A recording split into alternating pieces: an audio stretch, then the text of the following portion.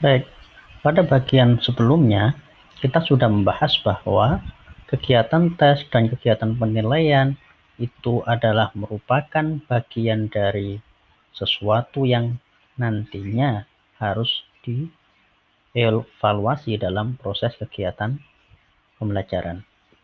Untuk itu, kita harus mengetahui biasanya penilaian itu dilakukan dalam kondisi seperti apa di suatu program pembelajaran. Begitu juga dengan kegiatan tes. Baik, kegiatan proses pembelajaran di lembaga pendidikan itu tidak akan terlepas dari 4 hal ini. Yang pertama adalah input, kemudian pembelajaran, kemudian output, dan kemudian outcome. Pertama adalah input. Input ini biasanya berkaitan dengan siswa. Nah, ketika ada siswa yang masuk dalam suatu lembaga pendidikan, itu seharusnya idealnya harus dilakukan namanya diagnosis atau tes penempatan, placement test, untuk kemudian nanti digunakan sebagai acuan dalam menetapkan apakah seorang siswa bisa dimasukkan ke dalam misalnya kelas yang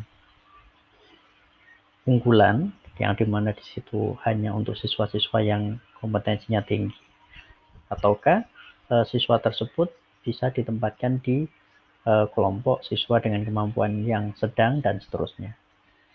Nah, ini juga bisa nanti menjadi objek dari kegiatan evaluasi, apakah suatu lembaga pendidikan sudah melakukan placement test pada saat penerimaan siswa. Kemudian yang kedua, ketika pembelajaran atau proses.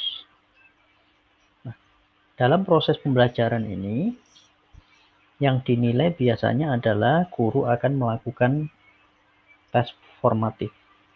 Tes formatif ini tujuannya untuk melihat bagaimana perkembangan kemampuan peserta didik setelah dia mengikuti atau mendapatkan beberapa mata pelajaran. Istilah lain dari tes formatif itu biasanya guru membuat ulangan harian, guru membuat UTS gitu ya. Itu adalah tes formatif.